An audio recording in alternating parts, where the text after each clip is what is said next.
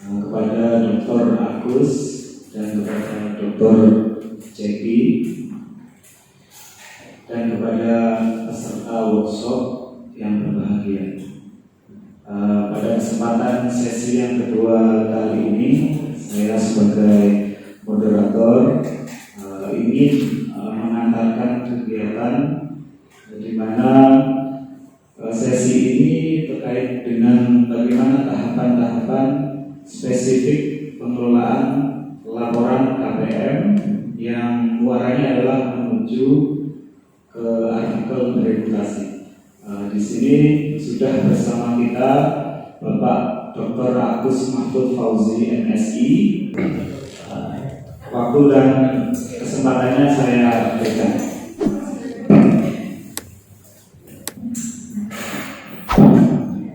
Bismillah, Assalamualaikum warahmatullahi wabarakatuh. Terima kasih Pak yang terhormat ikut Pak Haidar tadi, jadi saya tidak mengulang lagi. Bapak Ibu yang kami banggakan di ruangan ini, alhamdulillah pada kesempatan ini saya diberi kesempatan untuk berdiskusi dengan Bapak Ibu terkait dengan kelanjutan materi tadi. Sebenarnya saya ingin langsung terjun sambil berdiri berputar-putar begitu melanjutkan Pak Ceki tadi, tapi sambil menunggu teman-teman lainnya begitu.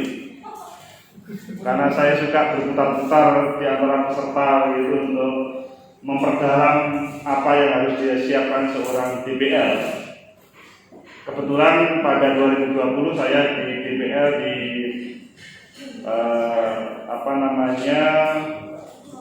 Bantengan itu Mojorejo Jetis. Waktu itu ada juga teman-teman tim sini, maksudnya KKM yang ada dari sini yang turun di sana dan selanjutnya bisa berkolaborasi dengan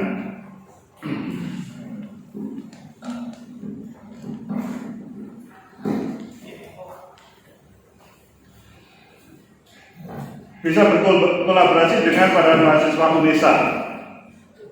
Meskipun pada waktu itu karena tidak ada kebijakan DPL di YIN Ponorogo, maka tetap berbagai kegiatan bisa kita laksanakan bersama-sama di beberapa tempat bersama, tetapi yang terpantau aktif sinerginya mahasiswa UNESA sama YIN Ponorogo itu adalah di Mojorejo Jetis. Pada 2021 ini saya kebetulan DPL-nya di Trenggalek, Nganjuk sama Jombang. Ponorogo ada yang lain. Jadi tapi tetap semuanya berjalan dan bulan ini adalah bulan keempat. KKN-nya sudah bulan keempat. Maksudnya kita itu KKN itu kalau di sini kan KPM ya, kita maksudnya UNESA. KKN itu untuk 2021 konsepnya itu mengikuti perkuliahan yang ada, jadi bisa masuk ke 20 SKS. Kalau 2020 atau sebelumnya hanya 3 SKS, 4 SKS dapat sekian. Tapi tahun ini bisa 20 SKS maksimal, bisa 18, menyesuaikan. Itu hubungannya dengan mata kuliah yang diambil untuk mahasiswa pada semester 6 tersebut. Sehingga dalam bahasa lainnya, mahasiswa itu kuliah di tempat KKN atau sebaliknya, KKN di tempat kuliah. Kuliah sambil KKN. Sehingga bisa masuk terkait dengan berbagai hal tadi. Selanjutnya, saya pada kesempatan ini diberi tugas untuk yang kedua, tahapan pelaksanaan metode pengabdian ABCD dan penulisan artikel hasil pengabdian. Tetapi saya langsung masuk kedua sambil menunggu tadi ya, untuk memperdalam Pak Ceki. Next. Nah, ini saya mohon maaf saya sombong, pamer pada Bapak Ibu semuanya.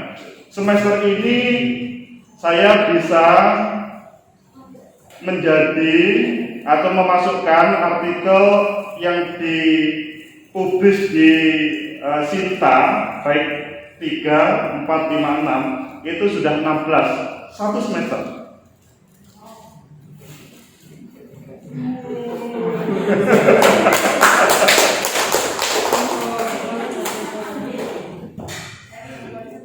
Nah, ini yang saya pamerkan kepada Bapak Ibu semuanya. 16 artikel yang terpublis, tidak ada di jurnal yang ada di Indonesia, semuanya luar Indonesia.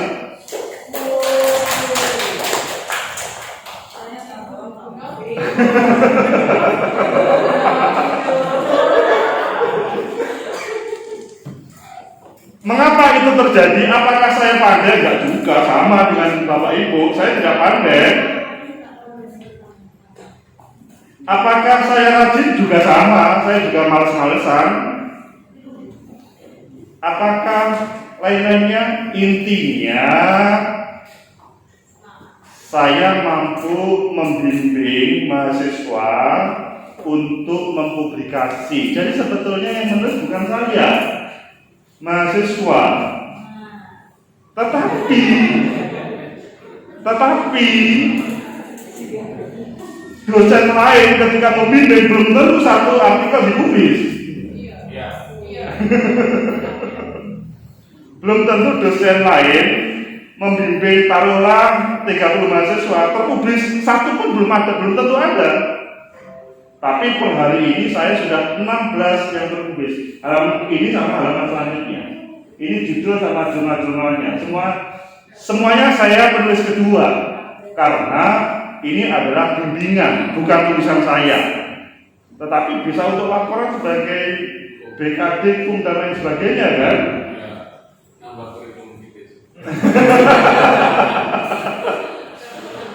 Pada kesempatan ini saya memancing Bapak Ibu bagaimana PKM ini itu selanjutnya bisa menjadi sebuah karya yang Bapak Ibu tahu-tahu terpublis. Tadi katanya apa itu Pak Arif atau apa namanya bapak-bapak yang lainnya bahwa kata Pak Ferry dan Pak Hidar bahwa di sini masing-masing dosen itu akan menjadi DPL untuk sekitar 30 mahasiswa atau mungkin lebih ya, sampai 24 mahasiswa. Taruhlah semuanya terpublis sudah 24 langsung terpublis kan? Karena konsepnya bukan personal, konsepnya pribadi. Kalau personal, kalau kelompok bisa-bisa satu itu hanya membuat satu dan belum tentu berkualitas. Iya kan? Karena kan namanya antar mahasiswa itu biasanya kan saling saling iri dan saling agak bermalas-malasan. Disinilah sebetulnya tugas saya pada sore hari ini, ingin membuat sombong dulu di hadapan Bapak Ibu semuanya supaya bersedia untuk mendengarkan apa yang saya sampaikan.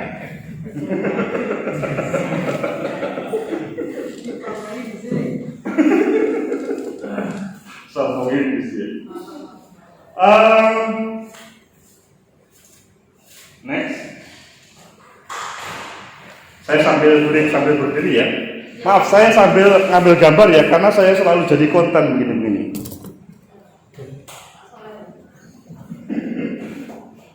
Saya ngambil gambar itu karena saya juga aktif seperti Ustadz yang pakai kopiah gitu lah. Iya. Kalau beliau selalu filsafat ya, istilahnya sangat akademis. Kalau saya sosiologi politik, sosiologi hukum, dan sosiologi agama, mengkritisi yang diperbolehkan, tidak bermasalah dengan awal. Bapak Ibu, tadi saya sampai dibisikin dulu Pak bahwa ada beberapa dosen yang senior belum terlibat dalam proses PKM ini. ABCD itu apa sih?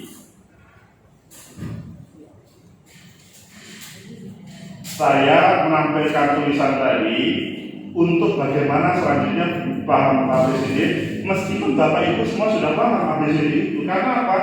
Mengikut Pak Zeki tadi sebetulnya sudah selesai, tapi belum tahu namanya. Itu aja.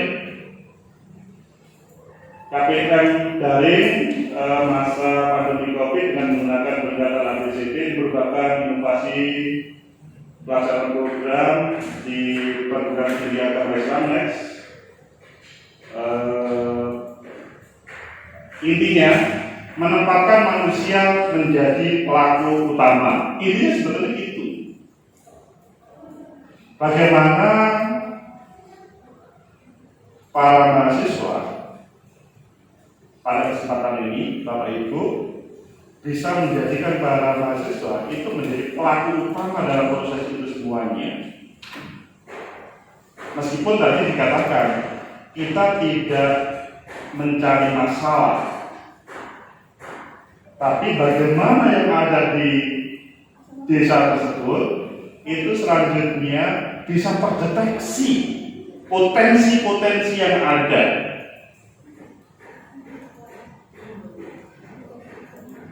Karena mahasiswa kalau turun ke KKN biasanya pikirannya aku kerja nyopo ya. Apa langkah pertama yang akan kami lakukan? Monggo. Program apa yang ditawarkan oleh kampus yang kemudian saya pilih? Itu selanjutnya para mahasiswa pasti bingung. Apalagi BPL yang tidak berusaha ikut membuat satu catatan kertas lagi. Ketika ditanya mahasiswa, saya pastikan dia kebingungan sendiri.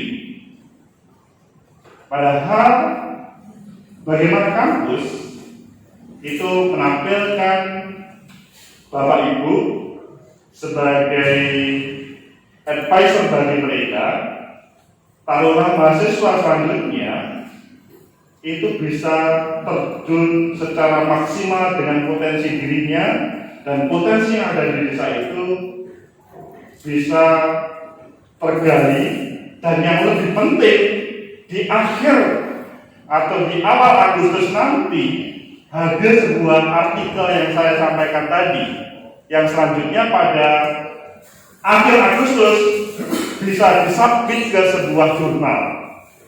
Itu yang paling penting. Kalau Bapak Ibu mempunyai 20 mahasiswa bimbingan, maka bisa menjadi 20 artikel. Tetapi kalau Bapak Ibu nggak usah terlalu berat setiap mahasiswa, cukup dikumpulkan per 2 mahasiswa bisa menjadi 10 artikel. Kalau itu dibimbing dengan baik, saya yakin dia atau paper tersebut bisa terpublis. Publis itu standarnya adalah 3-4 bulan. Jadi nggak mungkin 1 bulan itu langsung publis, nggak mungkin. Pasti 3-4 bulan. Kalau dalam konsep mata kuliah saya, kan kalau berbicara pertemuan kan 16 pertemuan. Maka itu bagaimana disusun maksimal pertemuan ke-8 itu sudah submit ke jurnal.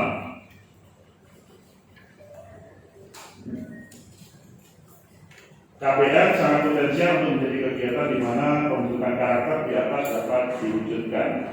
Ini adalah ABCD adalah yang paling tepat untuk kampus tercinta, kampus IIN Ponorogo Next. Ini adalah yang prinsip yang perlu dijaga. Saya pikir 5M ini adalah hal yang paling utama.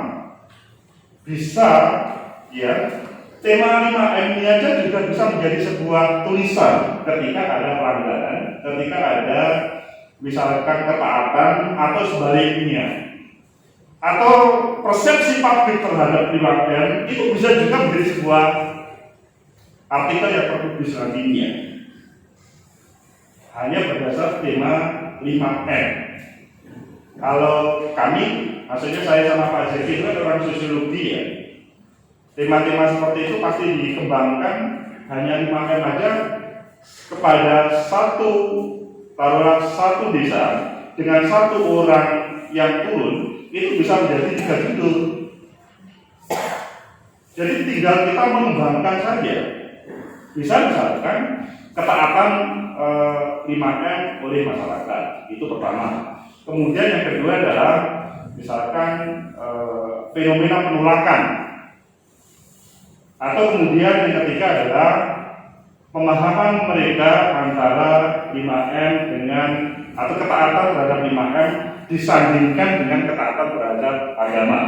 Taruhlah dalam contoh ketika mengerjakan sholat, misalkan begitu. Mengerjakan sholat itu kan salah satunya kan harus berjarak. Tapi bagaimana sebuah kasus yang ada di tempat PKN Bapak Ibu semuanya, nah itu bisa menjadi sebuah artikel. Loh, Pak, saya sebetulnya itu bisa, maksudnya begini, Pak Haidar menulis, tulisan itu selanjutnya dibaca oleh Bu Anies berbeda, di tempat kami berbeda. Apakah bisa ditulis? Tentunya ketika itu sudah dipublis, bisa oleh Bu Anies melanjutkan tulisan itu dan selanjutnya.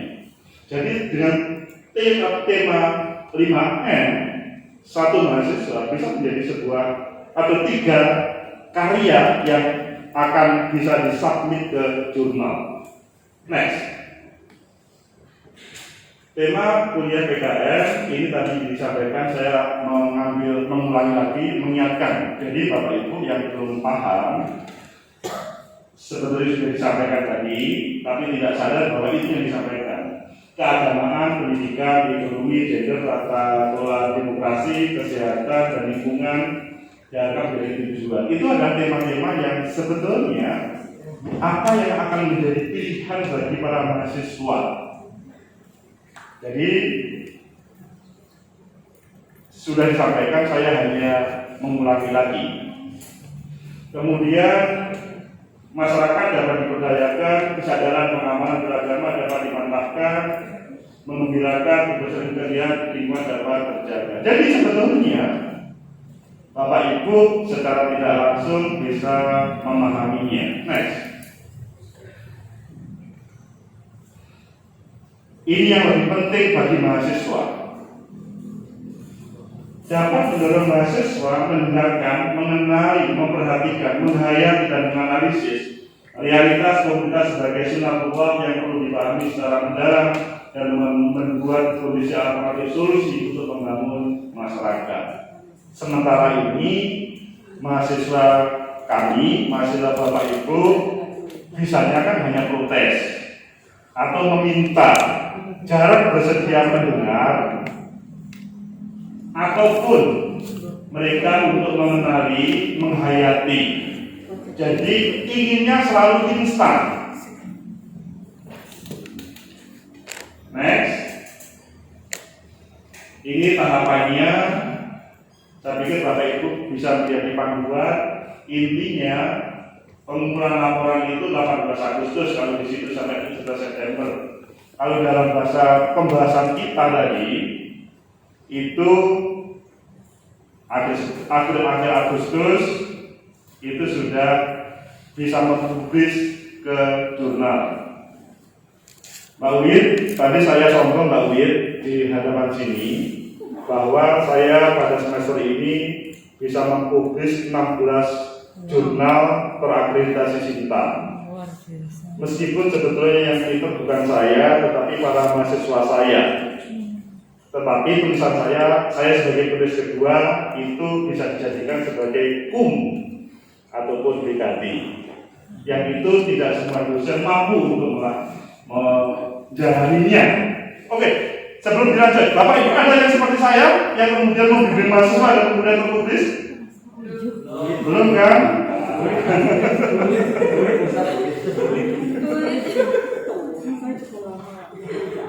Oke, kalau begitu saya pikir ABCD sudah kita pahami, refleksi yang disampaikan Pak Jadi sudah kita pahami. Selanjutnya kami mohon masing-masing kelompok untuk presentasi apakah sudah merefleksikan apa yang kita bahas mulai pagi tadi. Boleh dong kelompok sini pertama dipresentasikan, dan selanjutnya nanti yang lain itu memberikan masukan. Karena begini, nanti masing-masing akan berhadapan dengan 24 mahasiswa, dan kemungkinan ada banyak pertanyaan seperti itu. Silakan Bapak Ibu yang kelompok, namanya kelompok apa ini?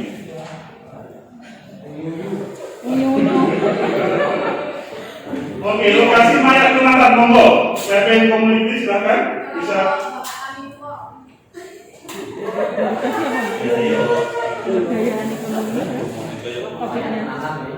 Putar ekonomi. Kelihatannya ada usaha Monggo. Tapi Bapak Ibu juga bisa menyampaikan apa yang bisa ditulis hari ini. Ya. Jadi tidak cukup hanya membimbing pelaksanaan, tetapi menyiapkan karya tulisan dari apa yang jadi prestasi. Monggo.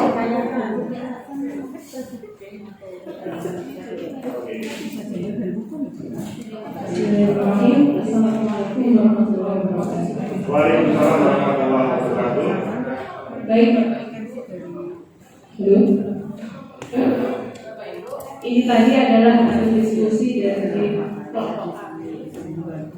Mana kami ini salah satu tahapan ya, community mapping ya. Jadi ini adalah pemetaan komunitas, ya, di mana lokasi yang kami tentukan yaitu di Maya Tunatan Ponorogo. Jadi di baratnya kampus 1. mana itu? Tahu. Kita tanya ke Pak Wadek buat beliau dari sana aslinya. Sebenarnya tadi ada sedikit miskomunikasi, jadi harusnya yang kami gambar adalah peta konsep mapping ya, mapping, cuman karena sudah terlanjur jadi kita teruskan saja daripada nanti hasilnya diulang. Nah di sini ada beberapa aset. Jadi yang namanya community mapping itu adalah pemetaan potensi dari komunitas yang di sini adalah masyarakat yang ada di Maya Tunatan Ponorogo, di mana yang harus dipetakan adalah terdiri dari beberapa aset, yaitu yang pertama adalah aset personal, yang kedua aset sosial, kemudian aset institusi, kemudian aset alam, aset fisik, aset keuangan, dan aset spiritual dan kultural.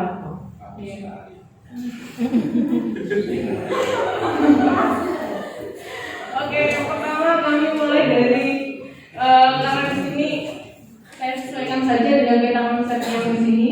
Jadi yang pertama adalah aset keuangan, di mana di Maya tersebut merupakan masyarakatnya banyak yang memiliki usaha atau sentra UMKM makanan ringan.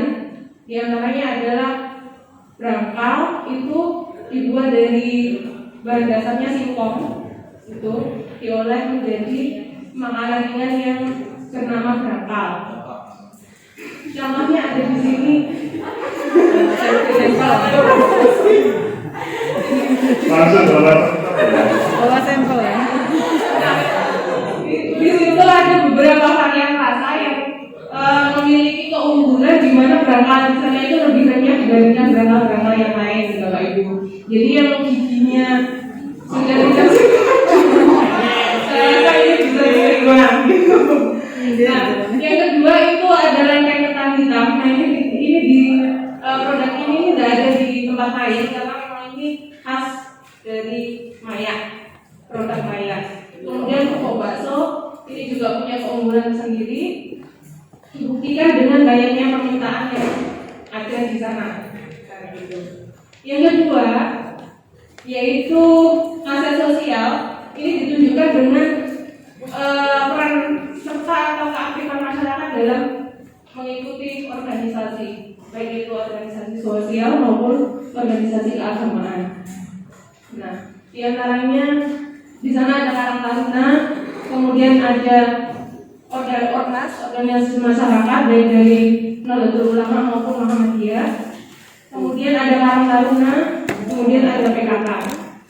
Nah, itu yang menjadi potensi dari masyarakat sosial. Kemudian masyarakat institusi, kita sendiri tahu di sana ada pondok pesantren, ya, salah satu pondok pesantren terbesar di Ponorogo yaitu pondok pesantren Darul Mereka.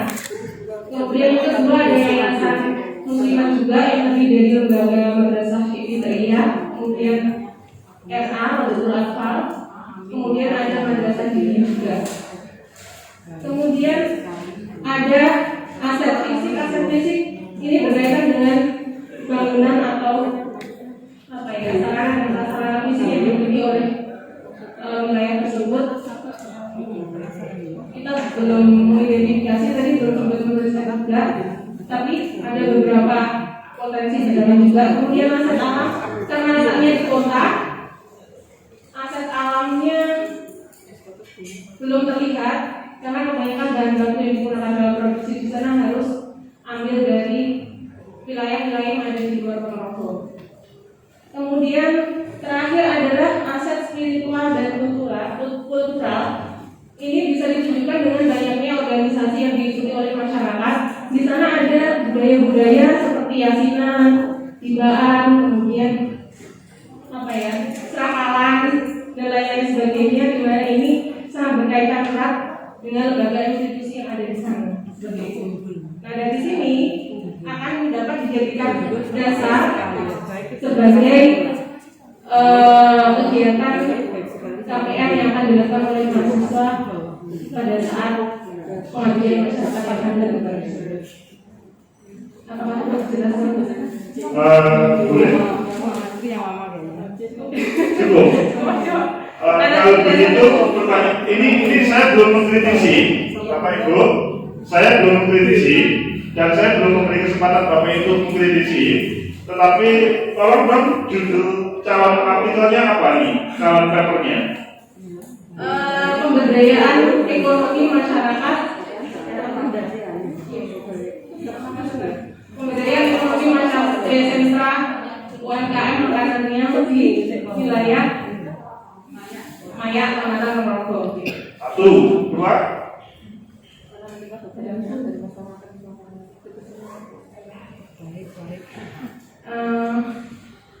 Apa ya?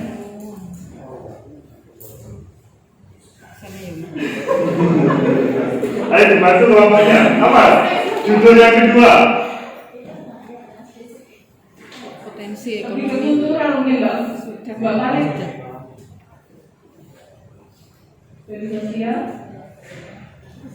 Yang lebih catching gitu ya. Peran lembaga keagamaan dalam Ya Pak, betul itu. Dua, itu. Itu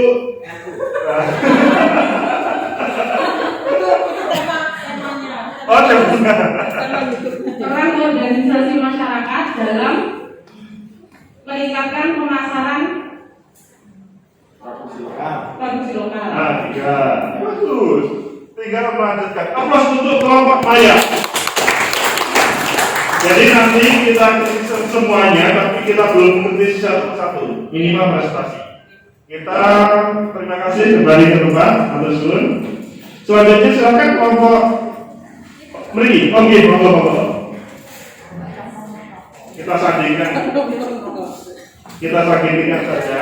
Nanti semuanya kan bisa menyimpulkan tanpa mengkritisi dulu. Lebih baik tidak menutup ya, kalau bisa.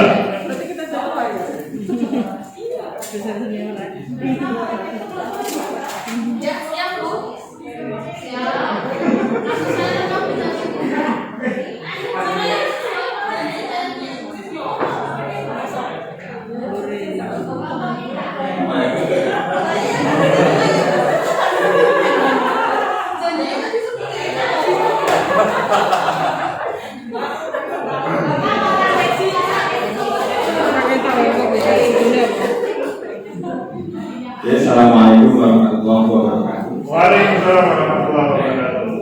Pak Fauzi, Siap. Mas Wirato yang lain tim dari pengabdian masyarakat yang sulit bisa diubah. Gak enak. Saya kebagian kelompok ini, bagian tentang apresiatif diri ya, untuk apa yang harus dilakukan ketika misalnya kita datang ke sebuah daerah itu.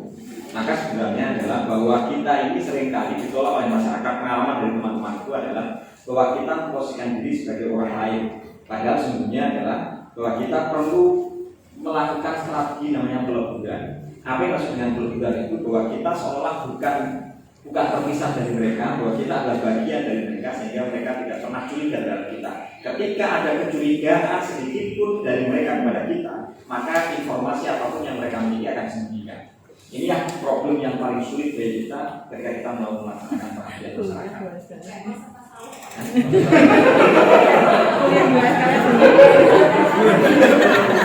Benar begitu ya Pak ya. Iya. Mas Melebur tuh. Secara jiwa ini. Wow. Itu yang pertama, yang kedua, kadang mahasiswa itu memposisikan diri, kadang kita juga memposisikan diri sebagai orang yang lebih di antara mereka. Jadi kita kemarin ceritanya Bu Mamba itu ketika dia datang langsung ditanyai, ngapain kamu di sini? Kalau urusan ekonomi kita sudah bagus ekonomi kita, ngapain ngurusi masalah ekonomi kita? Artinya bahwa mereka seolah-olah orang yang datang ketika datang itu dicurigai. Nah maka pada posisi ini karena kita adalah bagian dari mereka dan kita belajar daripada mereka, maka kita harus menjadikan diri sebagai orang yang bergaul dengan mereka supaya mereka membicarakan, mengungkapkan apa isi hatinya, sehingga apa yang disebut dengan mimpi itu bisa mereka ungkapkan. Kadang mereka memunculkan mimpi saja nggak mau. Kenapa mereka nggak mau? Karena mereka merasa curiga, mereka merasa berjarak sehingga mereka sungkan dan lain sebagainya. Hilangkan kesungkanan masyarakat pada diri kita sehingga dia mampu mengungkapkan mimpinya apa. Sebagaimana seorang anak.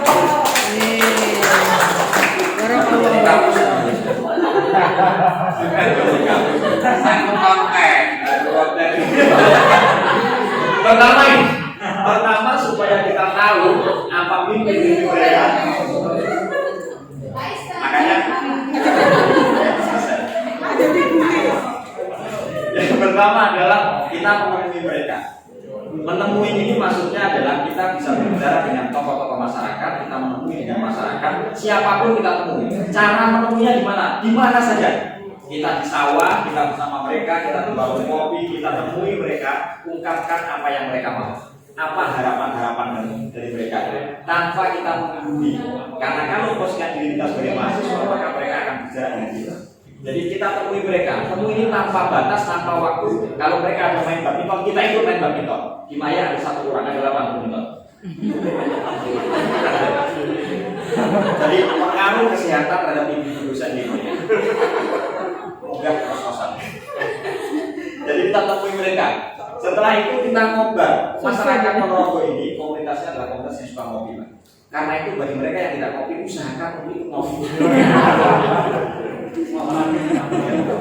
Ya, ngopi bersama mereka, ngopi, ngobrol bareng. Ngobrol itu ngobrol bareng. Kita ngobrol dengan mereka. Kalau ada cakro, di Maya ada cakro, kita datang ke cakro. Jangan kalau hanya di rumah saja kita tidak pernah memberikan apa-apa dari mereka.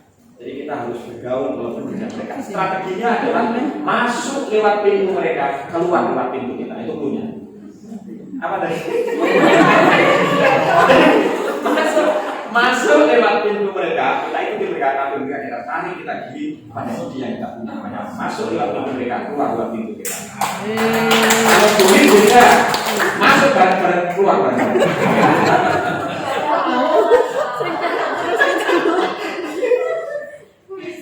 Ikemas itu adalah ikuti kegiatan masyarakat. Kita bareng-bareng sama mereka. Kemudian yang keempat adalah menunda. Apa yang maksud dengan menunda? Jangan hanya mendapatkan satu informasi lalu kita menyimpulkan bahwa ini masalah mereka atau ini keinginan mereka, jangan. Karena itu nanti pada tahapan berikutnya ada namanya fokus group discussion. Pada fokus group discussion itu kita bisa menyimpulkan berdasarkan pendapat mereka kira-kira apa yang mereka inginkan. Tentu karena mereka banyak harapan, maka yang terakhir tadi kan ada kira-kira prioritas utamanya apa sesuai dengan kemampuan kemauan dan juga harapan yang paling mungkin bisa dilakukan. Kadang kita yang mahasiswa itu kadang-kadang membuat program itu terlalu besar dia tidak bisa dilakukan. Jadi problem kita ini banyak. Satu, kadang problem waktu bagus. Problem waktu ini begini, mahasiswa 1 minggu pertama mereka baru menyesuaikan. 2 minggu pertengahan 2 minggu itu mereka baru mendapatkan ini fokusnya. Yang keempat baru mulai merancang. Yang kelima baru program ini besar. Kemudian yang ketiga adalah kalau dalam program ekonomi adalah kalau hanya bikin pelatihan sangat mudah. Hampir seluruh mahasiswa ketika mereka bikin pelatihan, misalnya pelatihan gaya sebelah, ternyata mereka ada aset, mereka itu rata-rata punya bahan yang memungkinkan untuk sebelah atau bikin keset. Jadi ada kain perca banyak, mereka ada 1 orang, 2 orang, kemudian mereka bikin kain perca. Tapi problemnya adalah bagaimana cara memasarkan kain perca itu. Jadi harus ada memang di antara kita ini bagaimana menumbuhkan entrepreneurship mereka itu. Pengajian misalnya Pak, saya bikin pengajian 3 bulan, saya mengawal pada mahasiswa selama 3 bulan kawal mereka ini. Tapi kreatif minoritinya nggak ada. Artinya setelah 3 bulan kita pergi untuk menanamkan kreatif minoritinya nggak jalan. Setelah 5 bulan selesai pengajian dia. Padahal menurut saya adalah bahwa pengajian masyarakat yang bagus dan berhasil itu adalah ketika kita pergi program sejalan. Tapi kita susah dari macam itu karena kita hanya memberi program tapi tidak ada kreatif minoritinya dan juga tidak ada entrepreneurship pada jiwa orang-orang yang ada di sana. Karena itu maka benar dalam kajian sosiologi bahwa ketika ingin merubah seseorang, mindsetnya harus dirubah. Nah, problemnya adalah kita merubah mindset itu. Merubah mindset itu maka problemnya akan panjang. Nah, kita menunda. Yang dimaksud dengan menunda itu maksudnya adalah jangan cepat-cepat mengambil kesimpulan bahwa ini adalah bagian dari yang harus kita lakukan sebelum menggunakan dari berbagai pihak. Kadang ada yang disebut dengan dilema kemanusiaan. Dilema kemanusiaan itu adalah kadang perempuan tidak kita ajak ngobrol. Padahal perempuan itu, suara perempuan itu menjadi penting dalam konteks kegiatan. Kita itu laki-laki atau perempuan? Kita itu laki-laki dan perempuan. Iya. Saya pikir demikian ya. Itu bagus ya. Aplaus untuk Ayin Ayin. Luar biasa. Judulnya tadi belum apa ya? Kelihatan judulnya apa saja itu tadi kalau mau ditampilkan untuk menjadi sebuah paper? Karena ini adalah pengawal dari ini. Oh, pengawal ya. Dari ini maka judulnya sama dengan Mbak. Iya. Terima kasih. Terima kasih. Monggo lanjut Mas. Ditampilkan mohon.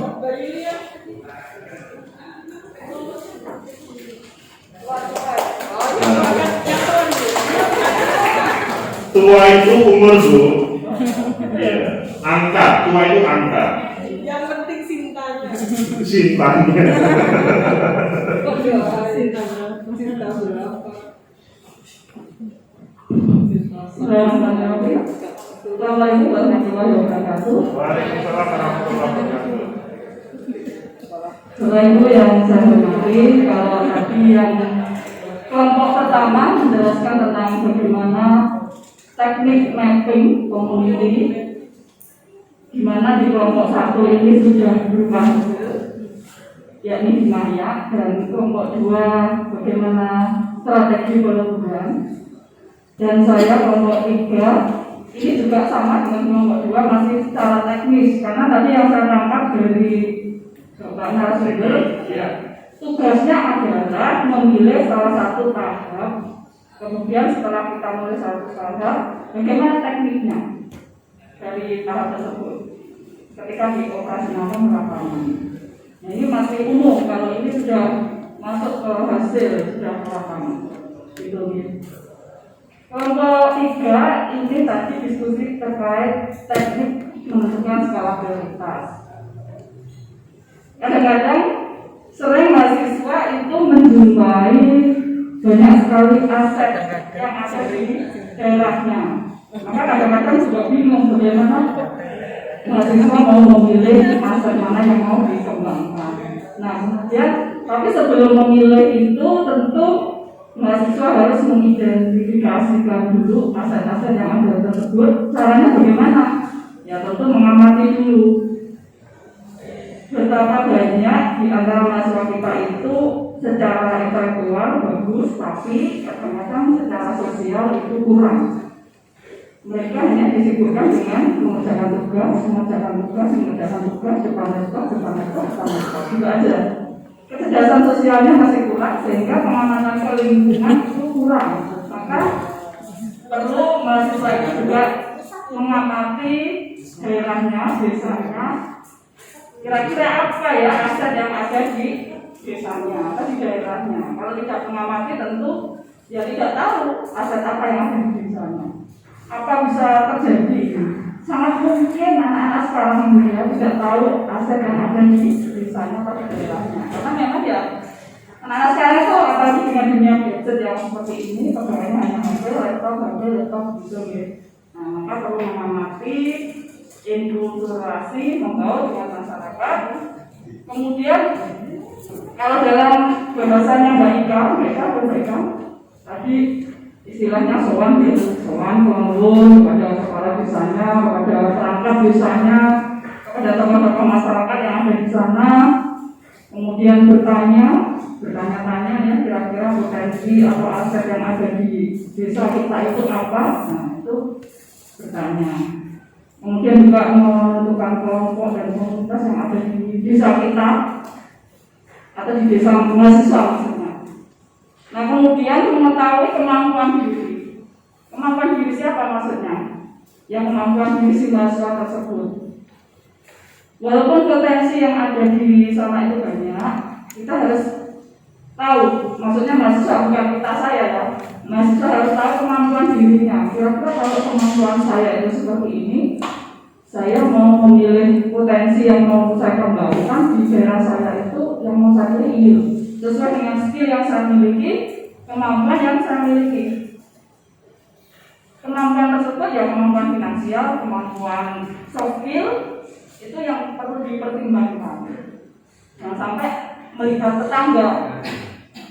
Kalau dulu di Sampung masih luring, KPM luring, itu mahasiswa kita ya yang Monrogo itu membandingkan dengan mahasiswa Brawijaya ya. Saat itu Brawijaya sedang mengadakan KPM di Sampung. Dan mereka kepada saya selaku DPR-nya, Bu, kalau mahasiswa Brawijaya itu programnya begini dan begini, bagus menurut mereka dan kelihatan ya secara fisik kebetulan yang KPM di sana itu dari Fakultas Teknik. Maka yang dibangun ya fisik kelihatan peninggalannya, kontribusinya kepada masyarakat itu secara fisik sangat kelihatan. Nah tentu mahasiswa harus diberi pemahaman bahwa kita itu kemampuannya di sini, potensinya di sini. Kira-kira kalau mahasiswa IAIN membangun fisik, jembatan, pura, itu dananya apa enggak, skillnya punya enggak, nah itu kemampuan disesuaikan. Tidak cukup doa kan begitu? Hah? Tidak cukup doa. Betul, tidak cukup doa, walaupun doa juga perlu juga ya. Yang selanjutnya adalah mengetahui kesempatan. Nah, kesempatan ini juga perlu dipertimbangkan. Kira-kira waktu KPM itu berapa lama? 1 bulan ya? 1 bulan atau 1 bulan setengah. Kalau kita memilih program A, maka kira-kira selesai nggak program ini? Atau malah justru ketika selesai KPM meninggalkan PR bagi masyarakat yang kita KPM ini? Itu perlu dipertimbangkan dengan kesempatan yang dimiliki oleh mahasiswa. Kemudian memahami tingkat urgensi. Nah ini yang paling penting saya kira ini. Kira-kira arti penting dari aset atau program yang akan dilaksanakan oleh mahasiswa bagi masyarakat tersebut apa? Kalau di Magetan itu aset yang terbesar adalah kerajinan kulit sepatu, tas, membuat ikat pinggang, dan juga potensinya ada pertanian, sayur-mayur, nah seperti itu.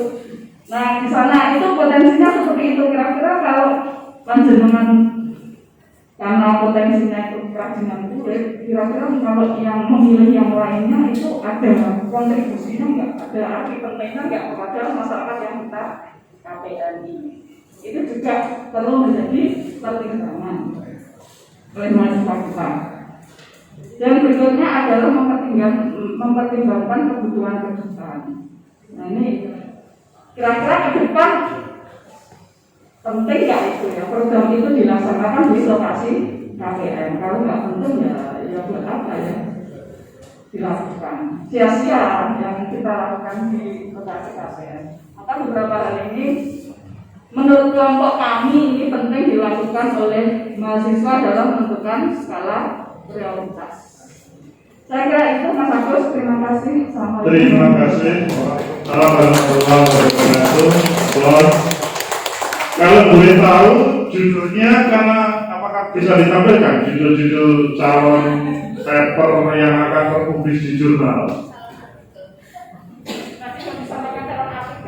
Oh belum ya. Oh iya. Oke, tadi salah mungkin menyusun. Nggak apa-apa. Ini kan saya hanya menggerakkan sambil berjalan. Jadi apapun gerakan kita sebetulnya kalau kita tulis menjadi sebuah paper untuk dipublis di jurnal itu sebetulnya bisa. Apalagi serius ngomong teknik menentukan skala prioritas. Ngomong skala prioritas itu kan kita tidak bisa detail kecuali ada contoh, kan gitu. Nah contoh itu selanjutnya nanti bisa menjadi pijakan awal ketika kita menulis, tapi nanti kita bincangkan selanjutnya. Mohon terima kasih. Yang selanjutnya silakan.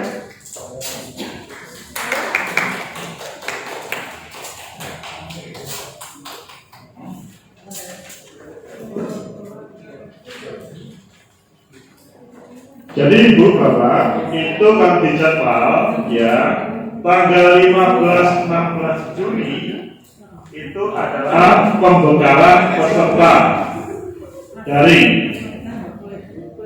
Jadi kalau pembekalan peserta kan sangat mungkin DPR yang akan Pak, yang akan memberi pembekalan itu Bapak Ibu semuanya kepada para mahasiswa.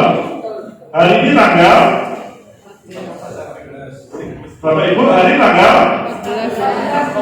2 hari lagi Bapak Ibu memberikan pembekalan kepada calon mahasiswa PKN. KPM. Oke.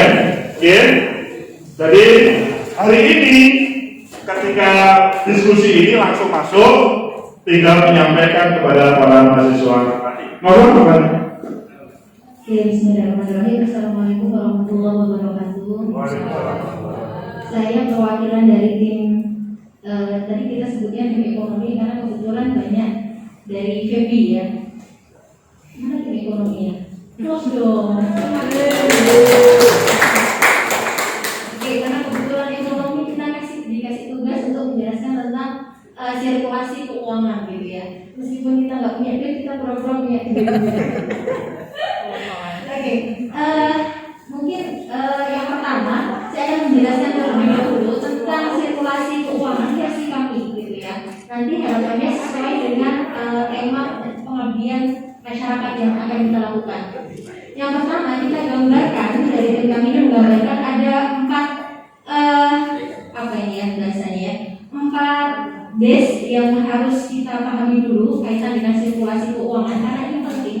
Karena tadi ternyata kita sepakati bahwa kegiatan KPM ini ternyata ujung-ujungnya adalah pemberdayaan ekonomi, gitu ya. Kalau yang saya tangkap ya, sehingga bagaimana kemudian apa yang kita upayakan dilakukan di masyarakat itu ternyata ada efek atau dampaknya terhadap pemberdayaan ekonomi itu. Harapannya bisa going concern, bukan terus kemudian kita selesai pula pemberdayaan ekonomi itu harapan kita ya. Nah, yang pertama apa base yang pertama? Yang pertama kita harus petakan dulu, kita temukan dulu tentang rumah tangga konsumen ya. Rumah tangga konsumen dalam masyarakat kita artikan seluruh individu. Jadi kalau kita ngomongin aset, kita petakan aset individu. Nah, dalam peta sirkulasi keuangan ini yang kita petakan dalam konsep rumah tangga konsumen adalah di mana semua individu itu punya aset tersebut. Saya langsung hubungkan ke nanti saya jelaskan teorinya dulu baru kemudian ke prakteknya seperti apa. Jadi skala prioritas kita adalah untuk menentukan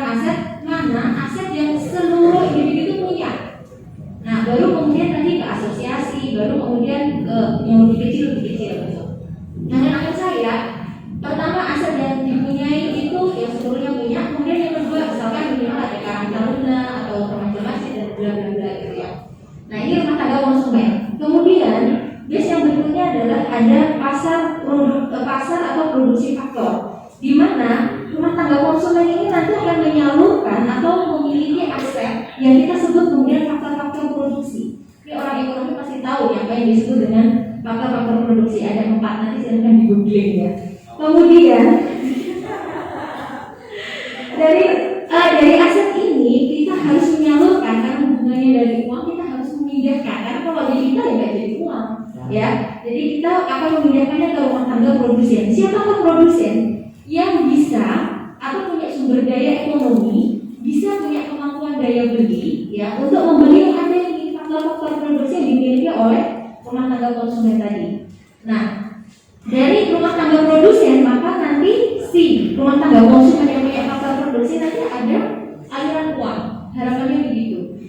Nah, dari sini rumah tangga produsen akan kemudian menyalurkan lagi ke pasar barang atau jasa. Ini berarti kita sudah bisa mengatakan bahwa berarti harus ada produk atau jasa yang bisa dijual belikan, intinya begitu inovasi kami. Nah, langsung ke sehingga dari rumah tangga produsen nanti akan dapat aliran uang dari pasar barang atau jasa. Nah, contohnya apa kalau di masyarakat? Yang kita katakan tadi adalah sampah. Dan ini saya kebetulan saya bukan orang Ponorogo, tapi saya orang Magetan. Dan ini sudah kita praktekkan di lingkungan saya itu ada bank sampah. Sampah itu aset, ya. Jadi jangan mengunderestimate sampah ya. Ternyata sampah itu bisa kita kelola. Ini contoh aja di wilayah di RT saya itu kita bentuk dari Karang Taruna untuk mengelola sampah. Pertama kita butuh modal untuk apa? Untuk membuatkan tempat sampahnya itu, artinya untuk membuat tempat kemudian untuk mengumpulkan sampah. Ada sampah plastik dan ada sampah kertas, dan itu ada di tempat saya. Boleh dibanding ke tempat saya. Nah, Magetan Pak. Oh, nanti Pak khusus Pak saja. Siapa? Nah, terus? Nah, kebetulan Pak, makanya dari aset sampah ternyata dimiliki oleh semua rumah tangga, gitu ya. Nah, kemudian kita teman-teman yang kita sudah diberi amanah untuk mengelola itu kita mengambil dan mengumpulkan. Kadang dari secara periodik, secara berkala, kebetulan pula di tempat saya itu ada pengumpul rosok. Bukan saya jelasnya ya. Itu ada pengumpul rosok khusus kertas dan ada pengumpul rosok khusus plastik. Dan mereka lah yang membeli dari bank sampah kita. Lalu uang dari rosok itu dimasuk kas kita. Nah, alur kas ini nggak berhenti dulu. Kita kasih yang jelas penggunaan dari uang itu adalah untuk operasional teman-teman yang sudah berkontribusi tadi kita sepakati, dan ada secara periodik memang ada donatur ya. Tadi yang kalau ngomongin asosiasi tadi ada donatur yang kemudian kita putar lagi. Nah, kita ngomongin lagi nih, rumah tangga konsumen tadi punya sampah dibeli oleh siapa tadi? Rosok tadi ya. Rosok yang dijual ke pabrik. Dan itu dampaknya sih akhirnya banyak truk besar itu lewat ke rumah ya. Tapi kan beli rosok kita akhirnya dapat duit. Nah, itu adalah sirkulasi keuangan. Dari duit itu selain untuk operasional kegiatan anak-anak Karang Taruna, kemudian biasanya kita adakan lomba-lomba untuk anak-anak TPA gitu ya. Itu juga kemudian tambah donatur kita putar lagi. Untuk apa? Pembentukan kambing. Dan itu ada juga. Dan itu jalan. Ya Pak Is itu begini apa ya? Tolong Pak Is.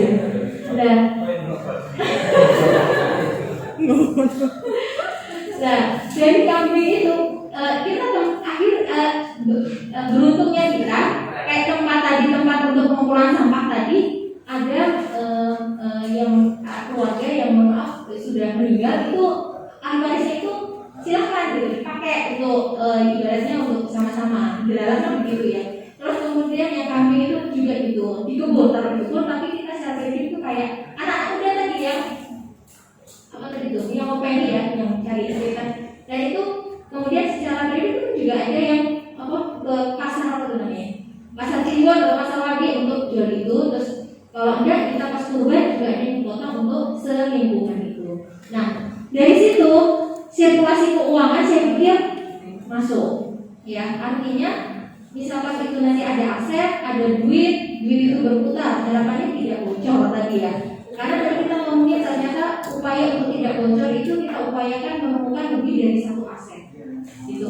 Yang berikutnya lagi sebenarnya yang saya sudah singgung sedikit tadi itu adalah aset itu sebenarnya adalah ya SDM di lingkungan itu sendiri.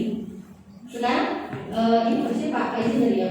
Sekarang juga marah sekali digital marketing ya. Jadi harusnya yang karena SDM dengan handphone itu harusnya yang muda-muda lah ya sudah mulai teredukasi untuk digital marketing, dan itu ternyata gampang tuh artinya ada literasi ya. Jadi minimal memang kalau digital marketing saya ekspektasinya minimal terliterasi Pak, belum sampai ke pemberdayaan ekonomi gitu ya. Dan itu memang ternyata harusnya bisa memungkinkan ya. Apalagi mohon maaf yang penelitian dari kampus mahasiswa yang artinya akademisi gitu harusnya juga bisa ke arah teknologi ya. Dan itu sangat memungkinkan, itu bisa diputar juga begini ya, bahkan lebih mudah Pak, low budget juga. Mungkin itu Pak dari kami Pak. Aplaus untuk kelompok eksplorasi keuangan. Judulnya kalau boleh disampaikan.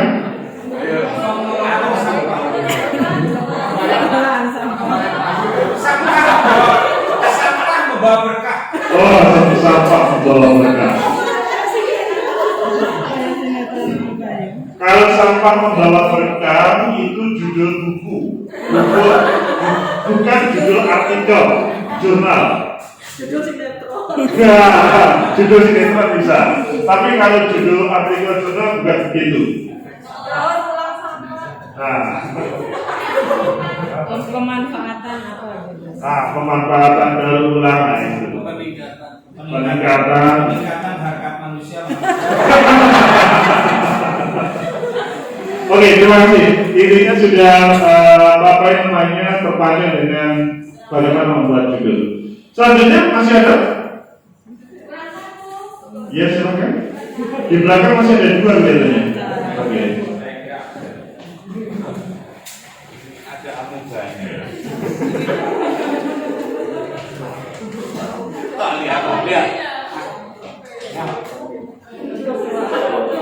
Lihat. Kalau bisa tidak menutupi, kalau bisa. Kalau bisa. Luar sana. Kelihatan.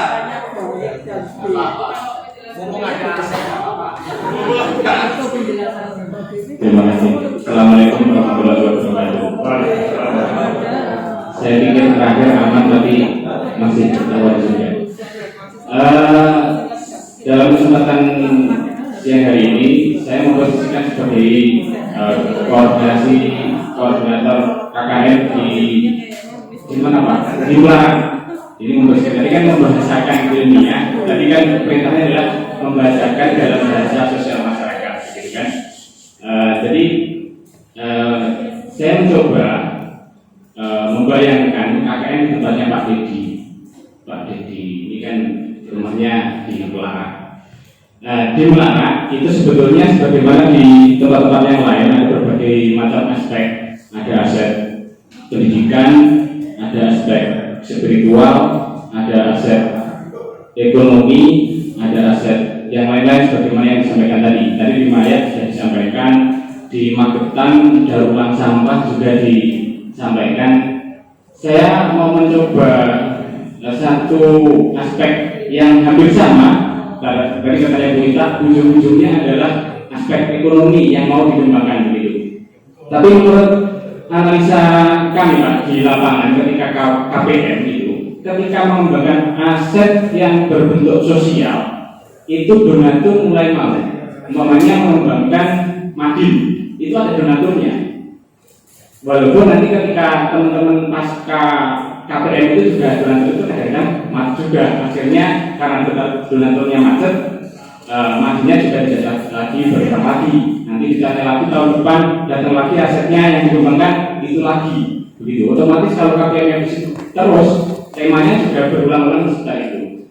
Cuma kendalanya di sisi lain kalau aspek yang diamati atau yang dikembangkan itu aspek ekonomi, mau tidak mau kalau aspek ekonomi itu di masing-masing setiap unsur, entah itu komunitas tertentu itu sudah ada bandarnya. Nah, kendalanya masing-masing bandar ini ketika mau mengembangkan sebuah komunitas tertentu atau sebuah desa, rata-rata dia nggak mau. Kenapa? Karena dia merasa terusik. Terusinya gimana? Loh, nanti kalau saya mengembangkan ketela di Pulung, ya ini kan aset saya. Maka nanti ketika saya aset ini saya kembangkan untuk kemajuan Pulung, ya aset pribadi saya kan berkurang nanti. Begitu. Sehingga rata-rata kendalanya kalau mau mengembangkan aspek ekonomi ini, aspek apa ya?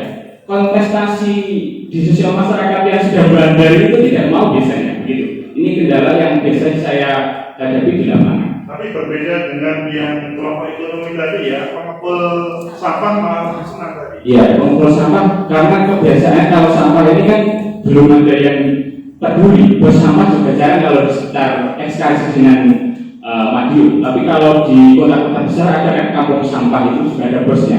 Jangan bos sampah, bos pemulung atau bos apa di pinggir jalan itu? Bukan.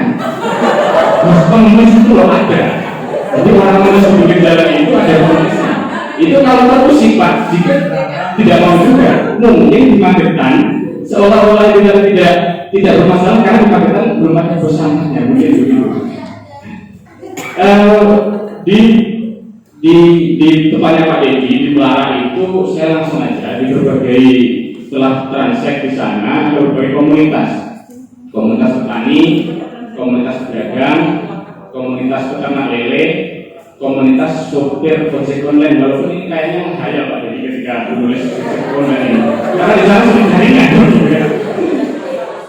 Lah dari sini terpetakan ada sawah 65%, sungai 5%, 30% lain-lain. Ini kan Pak Dedi orang sana, sehingga kalau Pak Dedi di sana, Pak Dedi di sana otomatis ini kan sekali, karena Pak Dedi orang Melara, begitu kan? Sawah ini mayoritas di sana itu ternyata komunitas petani. Petani ini ada bervariasi, ada petani melon, ada petani jagung, ada petani sawah, ada petani berambang, bawang merah, ada petani beraneka macam. Nah, kebanyakan dari 65% ini hampir 56 sekian persen atau 60% karena kalau ingat tahun kemarin melon itu juga terjun harganya banting kan sampai ke 700 sampai ke 1500. Akhirnya mereka beralih ke bawang merah, ujung-ujungnya bawang merah. Lah, bawang merah ini menjadi suatu komunitas di Melara. Kalau nggak percaya, langsung aja di daerah Melara, Kotokan, Kaponan, dan seterusnya itu hampir 30-50% petani bawang merah.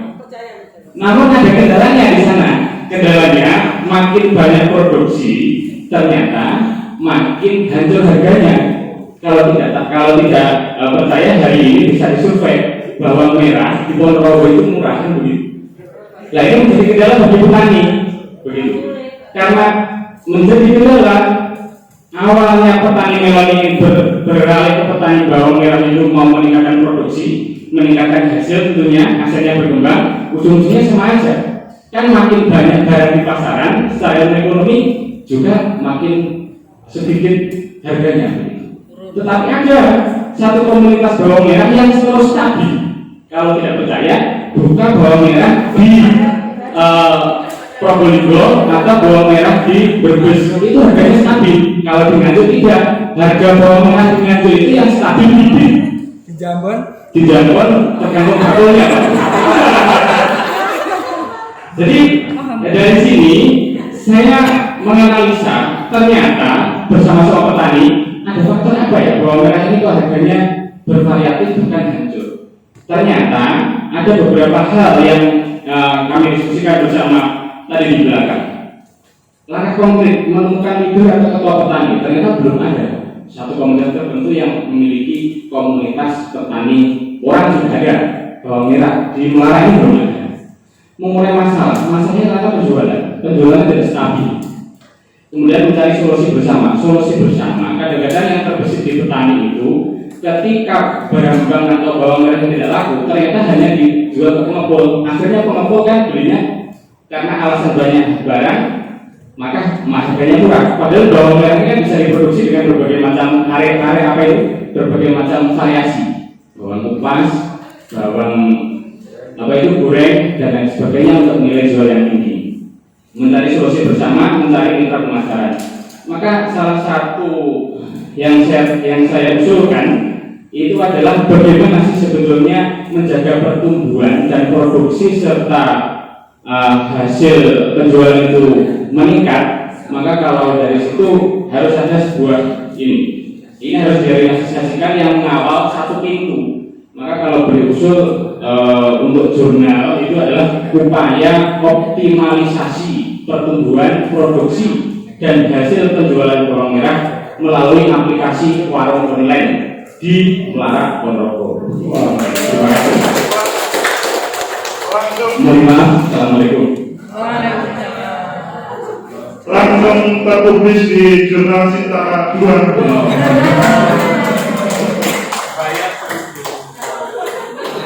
Meskipun ini tadi banyak judul yang bisa dihadirkan, jadi setiap masalah itulah judul. Jadi masalah hanya bawang merah saja bisa menghadirkan 5 judul. Satu lagi, masih ada satu lagi, oke, silakan. Ya.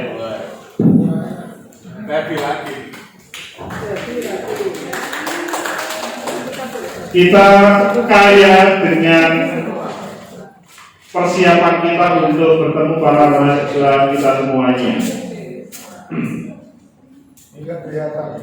Ini dibalik atau memang nggak kelihatan? Bisa ya? Belas. Iya. Belas. Bismillahirrahmanirrahim. Assalamualaikum warahmatullahi wabarakatuh. Ini yang terakhir insyaallah ya.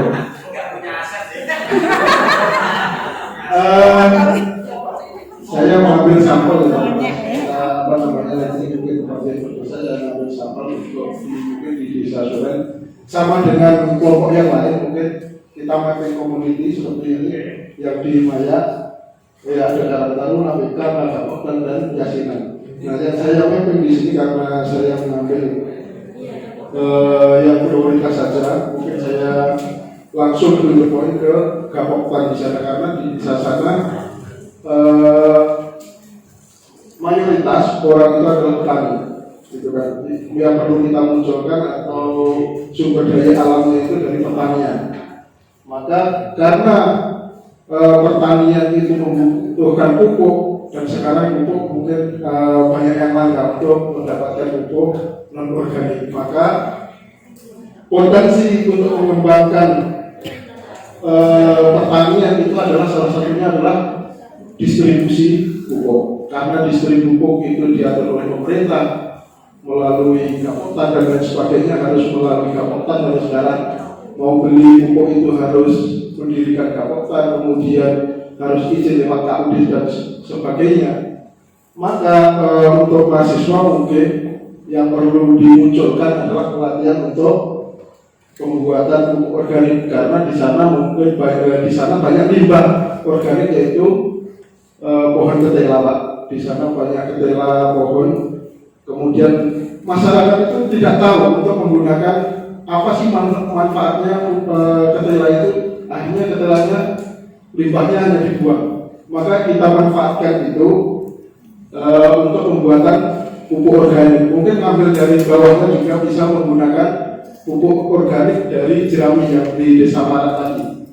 Seperti itu. Maka langsung saja nanti mungkin untuk membuat artikel itu bisa membuat pemanfaatan limbah. Ya, langsung saja ya, untuk pembuatan artikel mungkin kita akan pemanfaatan limbah kulit ketela atau jerami dalam mengatasi kelangkaan pupuk non-organik. Apa? Tidak ada apa namanya kalau harganya belum disurvei. Tapi kalau apa namanya kalau pupuk itu 125 satu sak. Gitu. Tapi untuk mendapatkan itu biasanya digilir kalau pupuk non organik. Mungkin itu saja dari kelompok yang terakhir. Assalamualaikum warahmatullahi wabarakatuh. Tuh, luar biasa. Jujur tadi sudah disampaikan ya. Oke.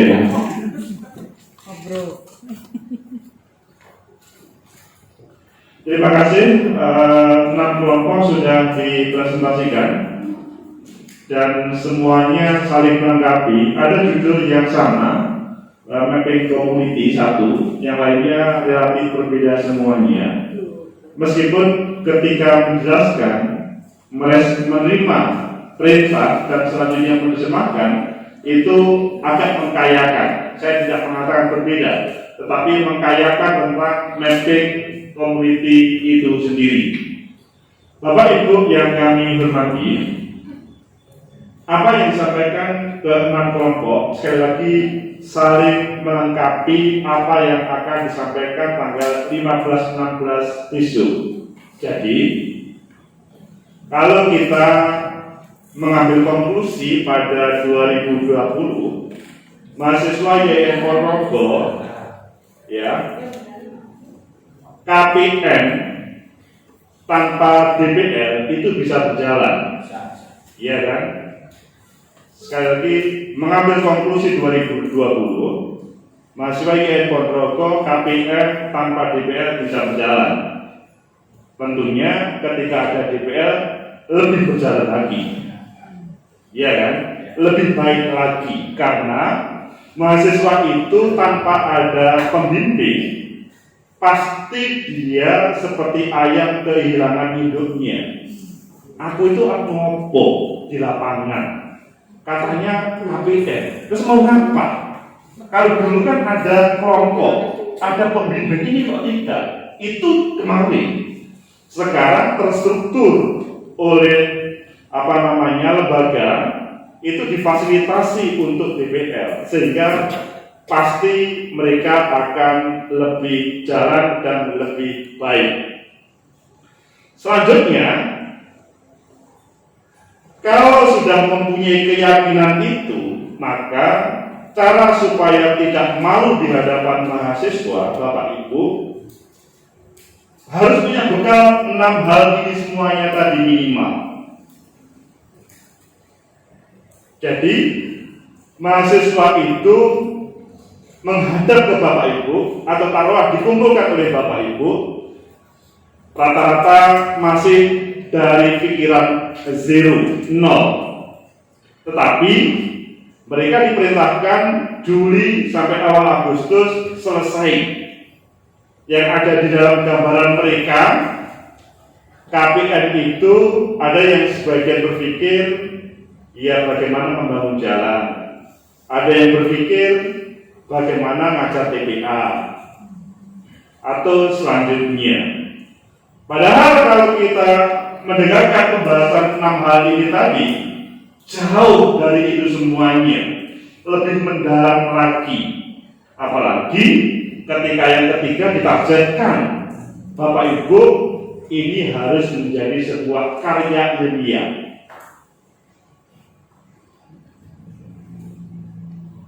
Jadi sangat rugi Bapak Ibu kalau membimbing ini tanpa ada efek karya terhadap Bapak Ibu semuanya. Karena berangkat dari 2020 mereka tanpa bimbingan Bapak Ibu sudah bisa berjalan.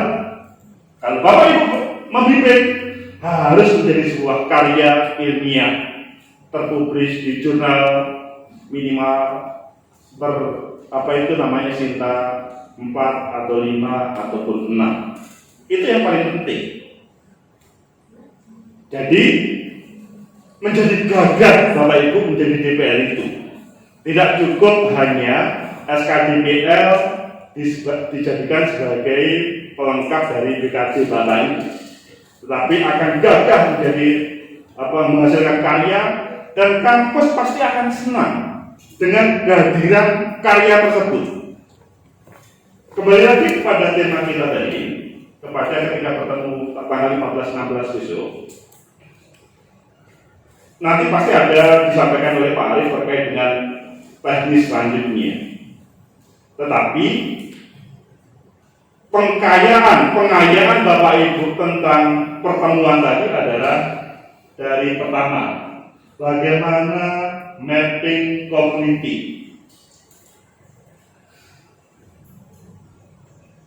Jadi pengalaman hari ini, taruhlah yang contoh yang ada di Maya atau di Melarat, itu bisa menjadi sebuah contoh, meskipun bisa diperdalam lagi. Minimal Bapak Ibu sudah ada gambaran.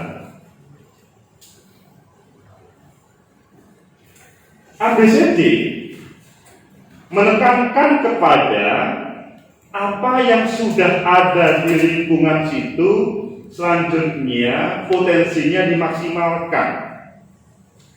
Bukan cari masalah, tapi masalah yang sudah ada kemudian dimaksimalkan. Sering orang itu tidak sadar di sekitarnya banyak potensi, tapi kalau mendengar ini tadi kan sudah banyak contoh-contoh itu. Setiap daerah, katanya grup mapping Maya itu punya potensi, itu yang lebih penting. Tadi kalau kita mendengarkan kelompok ekonomi, bagus, meskipun itu sangat jangka panjang ya. Padahal kalau berbicara mahasiswa turun, itu kan 1 bulan lebih sedikit, ya kan? Coba itu selanjutnya dianalogkan dengan para mahasiswa turun tersebut, sehingga kalau dalam bahasa siapa tadi, biasanya itu minggu pertama masih Pak Ismail, Pak Kiai bisa dibilang sampai kemudian waktunya pulang masih baru, oh iya ini yang perlu dikerjakan, itu banyak. Tetapi Bapak Ibu kalau 15-16 itu sudah ada kepastian apa yang bisa digali potensinya, maka ketika pemberangkatan awal Juli itu mereka sudah turun langsung ke lapangan, bukan masih mikir, bukan masih kenalan. Jadi membuat program KPM itu sebelum mereka turun ke lapangan.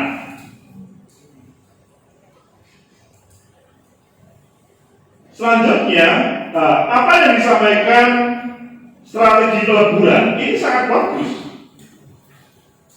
ya.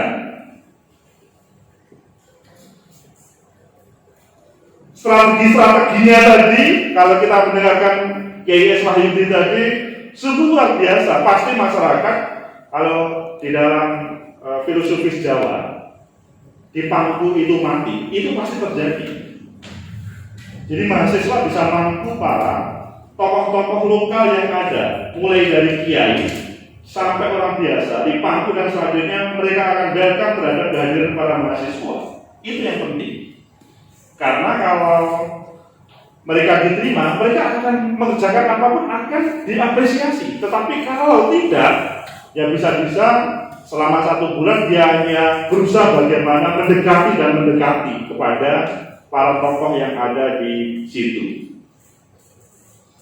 Nanti kalau terkait dengan strateginya tadi, belajar banyak kepada Kiai Wahyudi ya.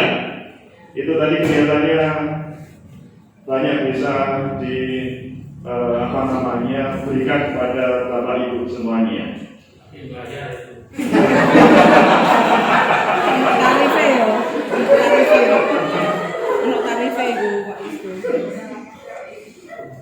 Selanjutnya terkait dengan kelompok tadi yang tentang Brabant, yang saya senangnya presentasi yang Brabant tadi ya, itu menemukan banyak contoh-contoh judul yang saya sangat senangkan itu.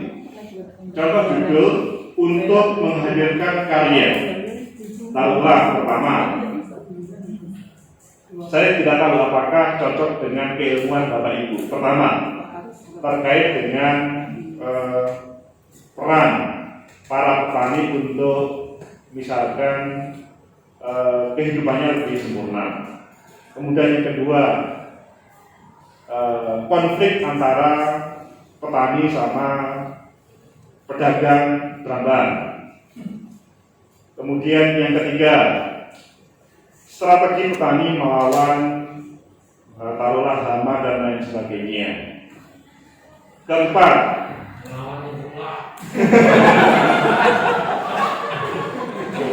intinya dari Brambang itu bisa menjadi 5 bahkan 10 paper yang terpublis di jurnal dengan pembahasan yang agak berbeda tentunya.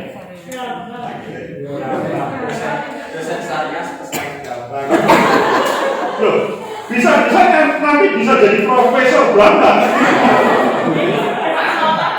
Bikin berapa? Oh, bikin Brambang. Bikin berapa? Iki jual beli ada gambar.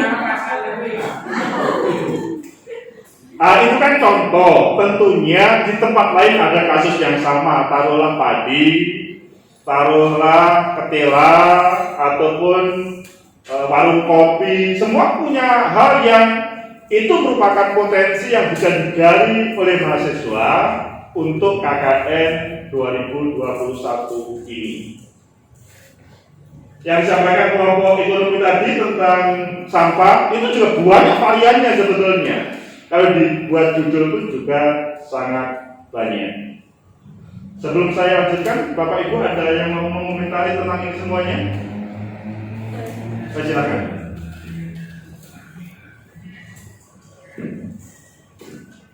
Baik, terima kasih Mas Agus waktunya dan pencerahannya.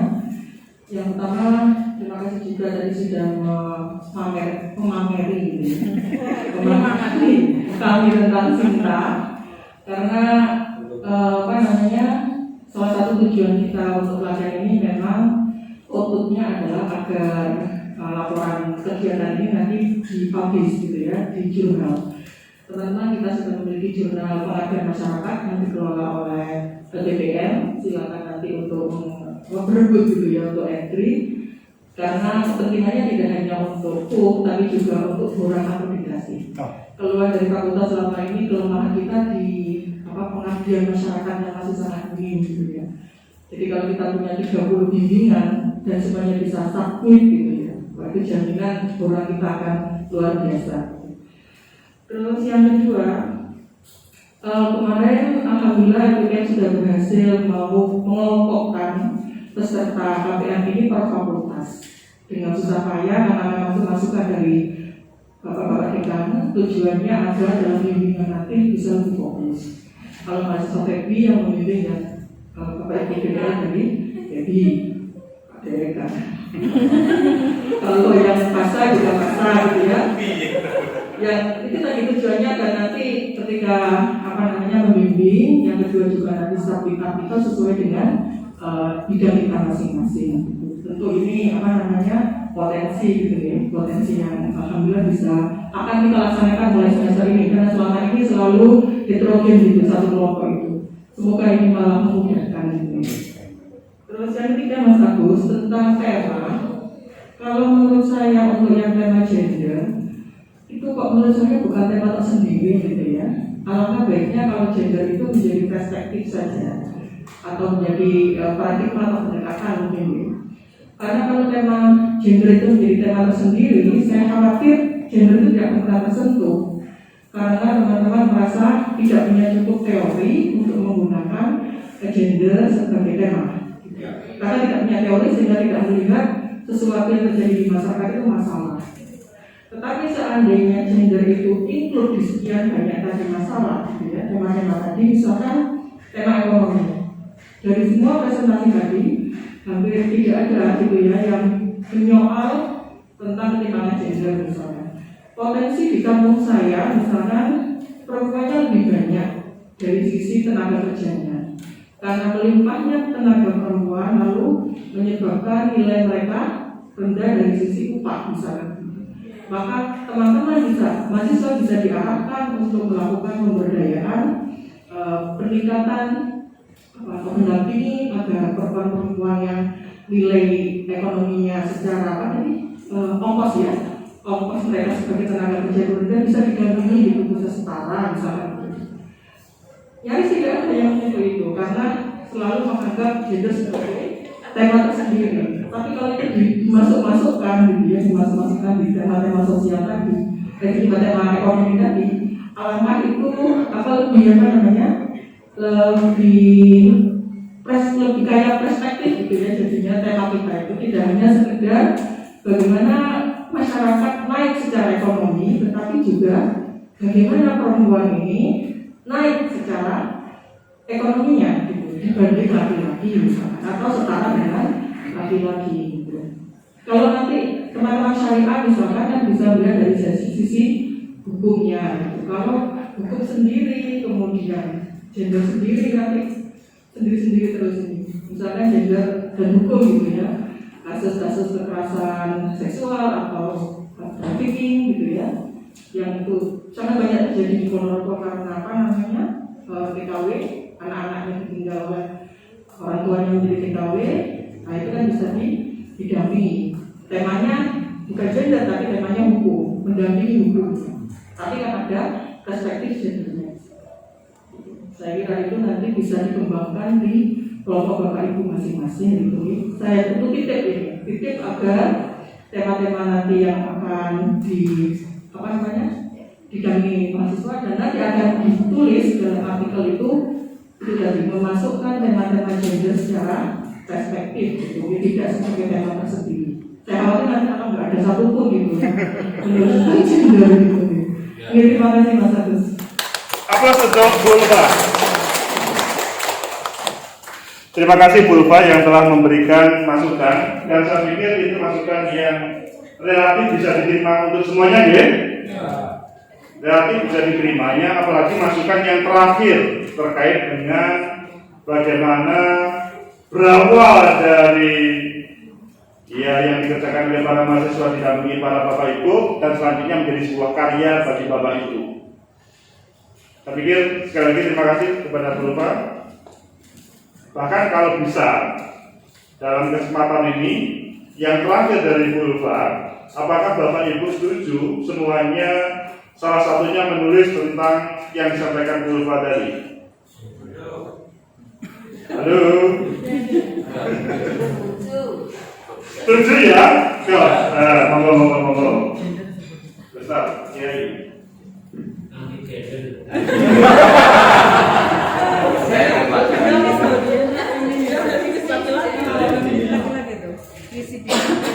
Ini kan ABCD.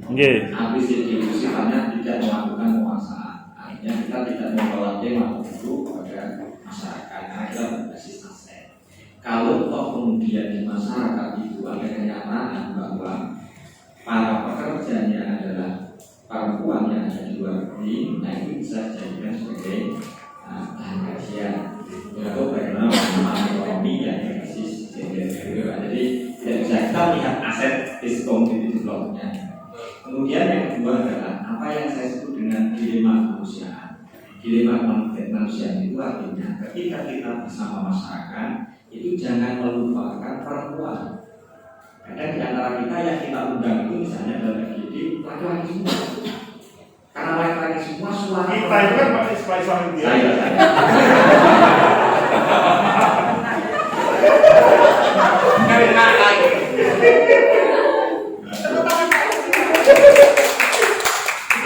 Itu Pak ya.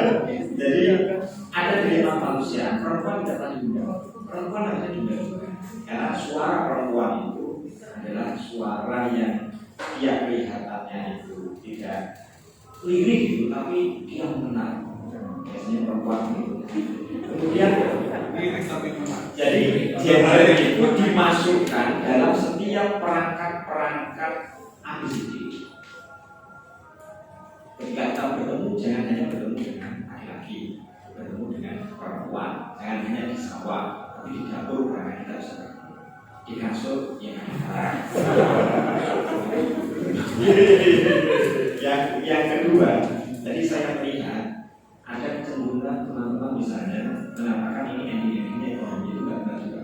Ya, betul. Karena yang disebut dengan ABCD, Service Community Development itu adalah aset itu bisa berbasis namanya aset sosial. Sebagai contoh, di masyarakat itu banyak mereka lulusan pesantren. Karena lulusan pesantren ini tidak diapa-apakan aset kita ini. tidak ada madin. Betul. Tidak juga madin. Kita pulang madin bisa-bisa ya. Cuma pemetaan ekonomi lebih penting juga karena untuk pembiayaan madin. Karena kalau kita basisnya nanti ujung-ujungnya ekonomi, semuanya basis ekonomi, satu kita akan kalah dengan yang lain. Yang kedua itu keluar dari mainstream paradigma BCG. Karena paradigma BCG itu bukan produk production. Karena justru kita melawan kapitalisme. Karena produk BCG itu adalah gestures Wissenschaften bahasa paradigma. Jadi ini yang sosial, juga bareng-bareng. Jadi tidak boleh. Jadi kalau misalnya ternyata kita menemukan masyarakat itu ada kalau di pesantren banyak, tetapi mereka tidak bisa dimanfaatkan, kita bisa bikin mati misalnya, bikin pengajian dan lain sebagainya. Tentu itu dapat berbasis dari nanti jangan dilakukan atau kita berusaha untuk menggunakan diri manusia. Kita itu berbasis dengan tadi saya. Kemudian yang kedua tentang tadi bandar-bandar tadi juga benar juga.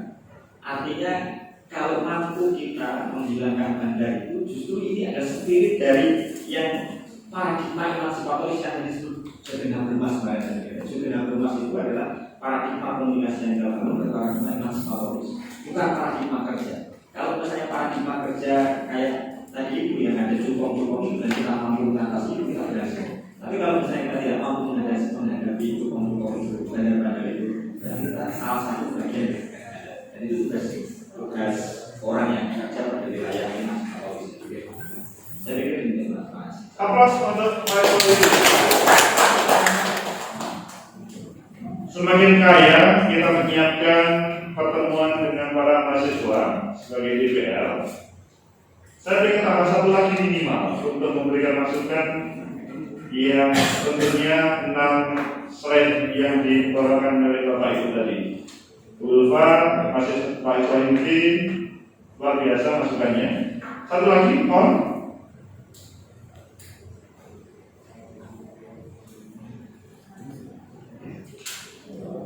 Cukup untuk masukan? Oke, terima kasih. Mungkin format jurnalnya. Oh, oke. Di antara kita ini ya. Kita saya. Oke, terima kasih. Saya pikir tentang materi persiapan 15-16 sudah selesai. Itu ya? Tinggal cun dan selanjutnya ke lapangan. Sekarang kita waktu tinggal sekitar 28 menit untuk saya, maka kita ngomong tentang jurnal. Next. Langsung ke jurnal aja begitu. Oke. Sebentar, yang judul tadi tema sebelumnya. Nah, tema-tema besar. Tema-tema besar ini meskipun tadi sudah kita bahas, sekali lagi ini bisa menjadi tema-tema referensi untuk paper Bapak Ibu semuanya. Kalau artikel itu sudah dipublis, tapi kalau belum itu paper atau manuskrip. Jadi ini adalah tema-tema yang akan menjadi paper Bapak Ibu semuanya, sehingga terpublis menjadi artikel di jurnal. Bisa tema keagamaan, pendidikan, ekonomi, gender, kesehatan dan lingkungan, tata kelola demokratis, semuanya bisa. Meskipun penelitiannya, kalau dalam bahasa kita, tema yang dikerjakan oleh mahasiswa itu hanya satu, tetapi bisa merembet ke 6 hal itu. Sekali lagi, tentang kebijakan, apakah mahasiswa mengerjakan 6 atau cukup 1, nanti Pak Arif yang akan menyampaikan atau Pak Ferry. Tapi bahwa ketika satu saja Bapak Ibu mempunyai 20 mahasiswa yang dibimbing, masing-masing dipastikan bisa menghadirkan satu judul dan bisa menjadi 20 paper yang siap disubmit untuk jurnal. Oke, selanjutnya. Terus, nah ini sebetulnya output ini bukan hanya jurnal, bukan artikel jurnal saja, tapi juga video. Video minimal 10 menit dan maksimal 15 menit. Kalau dalam bahasa lainnya itu buatlah konten YouTube kan biasanya kan 15 menit. Konten YouTube untuk kebutuhan ya kampus YIN terkait dengan proses itu semuanya. Sebagaimana yang disampaikan Pak Jeki tadi, tentunya sesuai dengan mahasiswa masing-masing tadi yang dijalankan. Kemudian yang sebelumnya tentunya 4.000 sampai 5.000 kata untuk sebuah paper yang akan disubmit ke jurnal. 4.000 sampai 5.000 kata. Kalau jurnal yang saya kelola, mohon maaf saya mengelola namanya The Journal of Society and Media. Alhamdulillah baru kita 2. Semoga bisa nanti melanjutkan untuk yang lebih baik. Itu lebih dari 5.000 bahkan, karena kita target paling tidak 17 halaman, paling tidak 7.000 kata. 5.000 kata itu biasanya sekitar 10 halaman. Iya, sekitar 10 halaman. Selanjutnya, oh iya nanti sebelumnya ada logbook yang nanti juga akan dijelaskan oleh Pak Gani. Intinya laporan harian tertulis di logbook kalau dalam bahasanya Pak Jeki itu SIM KKN kalau di Indonesia, kalau di sini juga mungkin SIM KKN. Nanti akan disampaikan oleh tim sini. Selanjutnya ini lanjut aja, langsung kita ke jurnal aja supaya waktunya cukup. Next.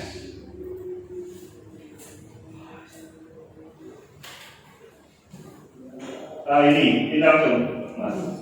Ini yang disampaikan dulu Pak tadi, Indonesian Entertainment Journal yang itu bisa Bapak Ibu mempublish di sini, tetapi bisa di tempat lain. Kalau volume 1 nomor 2 itu pasti ini berproses untuk 1 tahun lagi untuk akreditasi. Karena setiap sebuah jurnal bisa diakreditasi itu ketika sudah 4 kali terbit. Tetapi kalau Bapak Ibu terpublish di volume 2 nomor 2 dan ini terakreditasi, sudah nilainya sudah ikut terakreditasi. Jadi jangan takut. Terpublish di IS ini, kemudian volume 2 nomor 2 langsung oleh para pengelola diproses untuk akreditasi, pasti akan ikut terakreditasi terakhir. Bapak Ibu yang kami cintai, sebelumnya laporan ini yang jurnal. Ini ya. Ini kalau ini standarnya yang dibuat oleh jurnal tadi. Tentunya di setiap jurnal berbeda-beda, tapi standarnya seperti itu. Referensinya atau rujukan minimal 10 kalau di sini. Maksudnya ini perintah di pedoman KPM ya. Ini pedoman KPM. Tapi kalau pengen jurnalnya itu Sinta 2 harus di atas 20 referensi. Kalau Sinta 2, kalau Scopus harus di atas 30 referensi. 20 itu referensi dari artikel jurnal minimal 80%. Sumber lain hanya 20%. Jadi referensi utama adalah dari penelitian terdahulu.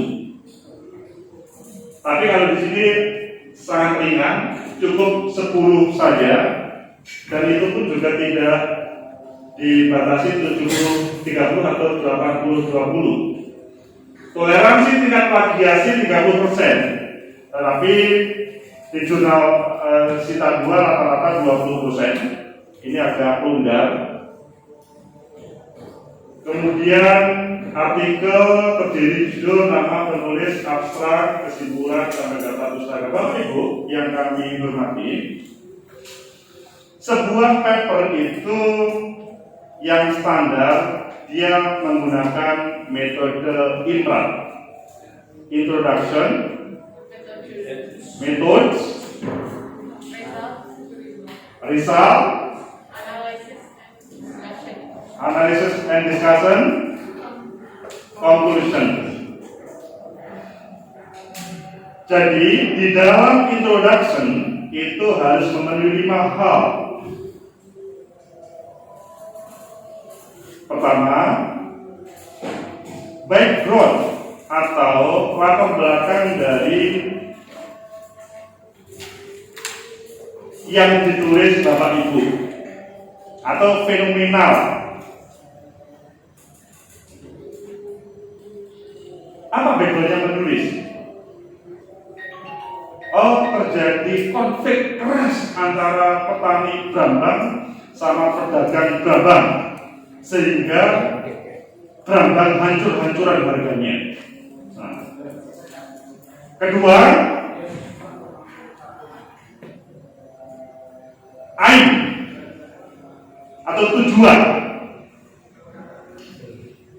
Apa tujuan dari penulisan tersebut? Itu harus diungkapkan. Ini di abstrak ya. Ketiga, itu harus menampilkan metode. Keempat, ini kalau keempat itu boleh dia boleh tidak, teori. Yang kelima, misal hasil. 5 hal itu harus ada di dalam abstrak sebuah paper yang disubmit ke jurnal. Kalau tidak, saya menjadi reviewer di beberapa tempat, biasanya itu menjadi perhatian untuk ditolak kalau tidak ada. Atau kalau tidak mau menolak, dengan bahasa santun tolong dilengkapi 5 hal ini di dalam. Biasanya yang muncul itu hanya permasalahan atau background, tidak menampilkan lainnya. Selanjutnya sesudah itu pasti menulis ada keyword, kata kunci. Kata kunci itu minimal 3 kata, maksimal 5 kata. Dan itu adalah tidak boleh singkatan, merupakan perwakilan dari paper tersebut, sehingga orang kalau mau mengetahui artikel itu, ya cukup melihat kata kunci sudah terekspresikan di keyword itu. Selanjutnya itu dari abstrak ya, tadi abstrak, kemudian introduction. Introduction itu sesudah menampilkan latar belakang yang agak panjang dibanding dengan abstrak. Selanjutnya silakan menampilkan paling enggak 5 penelitian terdahulu untuk meyakinkan bahwa penelitian Bapak Ibu itu adalah penelitian yang sangat penting karena sudah didahului oleh penelitian terdahulu.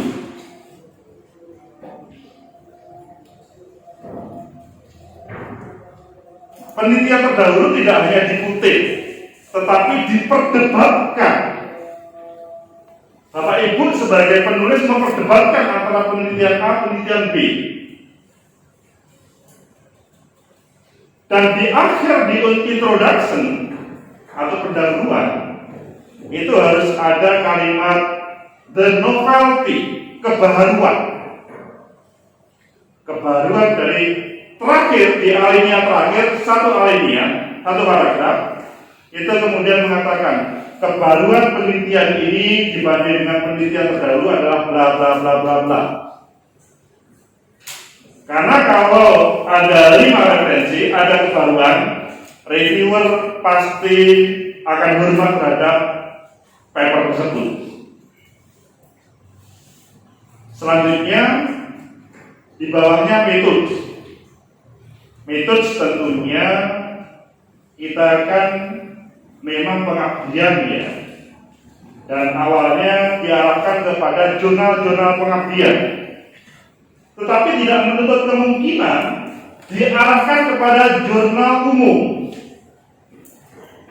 Dan saya rasa boleh, tetapi terkait dengan nilai hukum atau untuk pengisian BKD itu dimasukkan kategori apa nanti. Tapi bahwa ini bisa dimasukkan ke jurnal umum itu iya. Selanjutnya Bapak Ibu, di dalam metode tadi silakan ya, kalau pengabdian, mulai pengabdian, ya pakai ABCD itu tadi, atau bisa yang lainnya. Metode ABCD, metodenya. Yang selanjutnya dijelaskan mengapa metode ABCD, metode ABCD.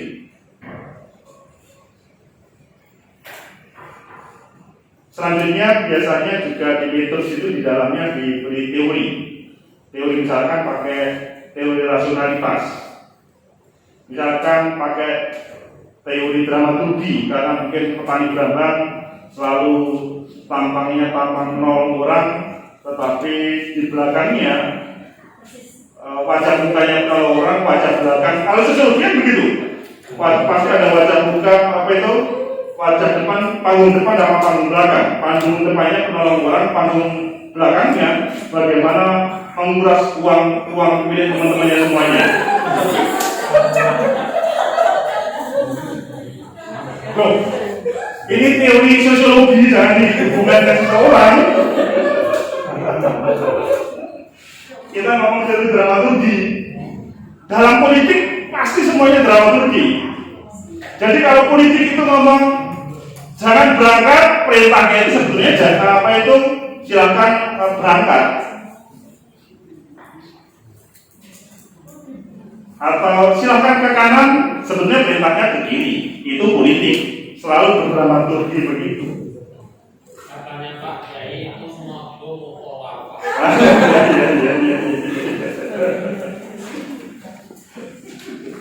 Nah, itu di metode, sesudah metode kemudian diberi teori yang cocok.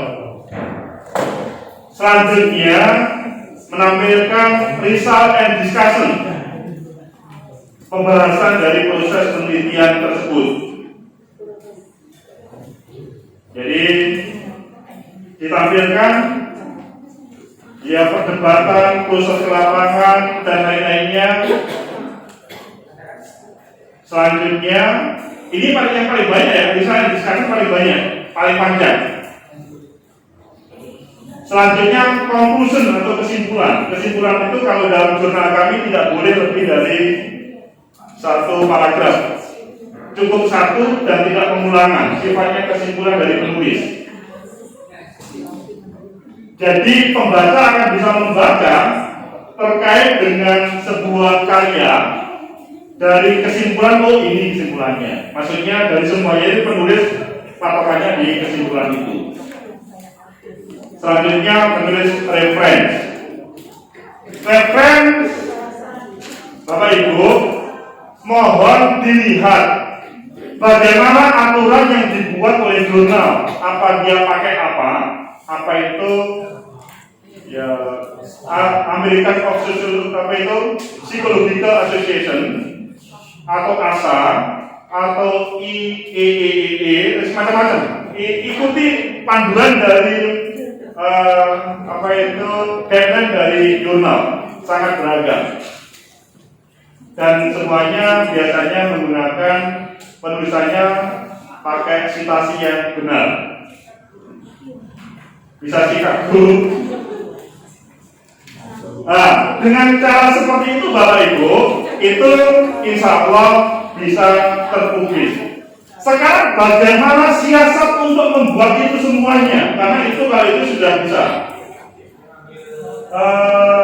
Kita taruhkan Bapak Ibu, ini adalah tanggal 14. Kalau bisa, sebelum turun ke lapangan, Bapak Ibu sudah punya judul semuanya.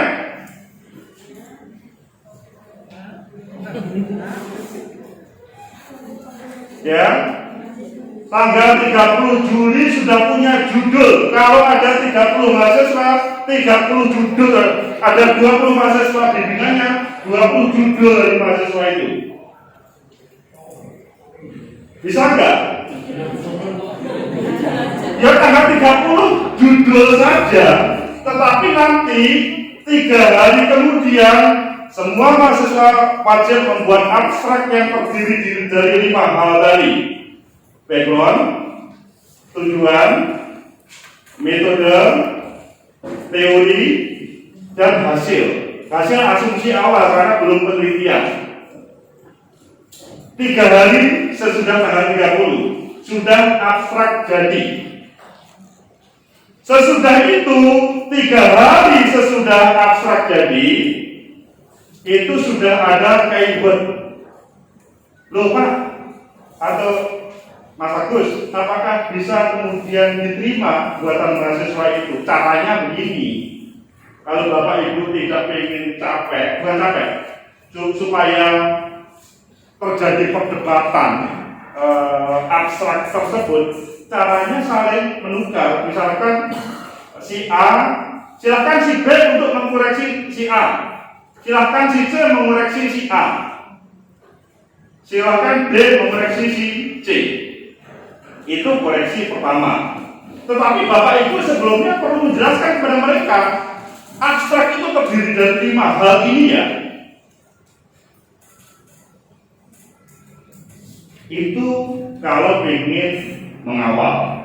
Tetapi kalau silakan buat abstrak dikumpulkan, silakan buat keyword dikumpulkan, saya yakin itu tidak akan jadi paper.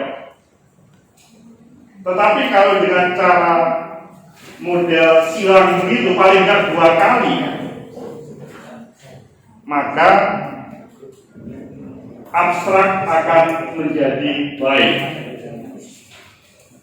Begitu juga 3 hari keyword itu tanggal 6, tanggal 9 3 hari lagi ya, itu metode sudah tertulis. Metode paling enggak setengah halaman.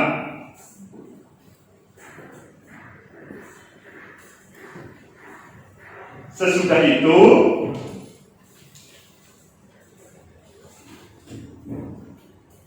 mereka menulis result and discussion sekitar 5 sampai 7 hari. Itu sudah sekitar tanggal 15. Selanjutnya conclusion 3 hari selanjutnya tanggal 18. Selanjutnya referensi tanggal 21. Maka tanggal 21 Juli paper sudah selesai. Itu cerita kami Bapak Ibu terkait dengan bagaimana dalam 1 semester sudah 16 yang terpublis di Sita. Semoga pada minggu depan sudah ada tambahan lagi, informasi lagi, karena saya memastikan mereka yang terpublis di Sita meskipun anak yang bandel pasti nilainya A. Jadi itu sebuah motivasi pada mahasiswa untuk serius. Meskipun nilai UTS-UAS itu tidak bagus, tetapi kalau terpublis di Sinta itu pasti nilainya A. Dan perjuangan untuk itu tidak mudah. Sama persis mereka belajar. Karena waktunya tinggal 2 menit, waktu saya kembalikan kepada moderator. Terima kasih.